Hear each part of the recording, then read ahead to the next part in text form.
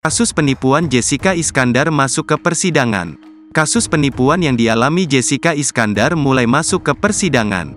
Sesuai agenda perkara penipuan dengan korban Jessica Iskandar ini disidangkan Kamis, tanggal 15 Februari tahun 2024, di Pengadilan Negeri, PN, Jakarta Selatan. Namun sidang perdana kasus penipuan yang dilaporkan Jessica Iskandar terhadap Christopher Stefanus Budianto, CSB, itu batal digelar.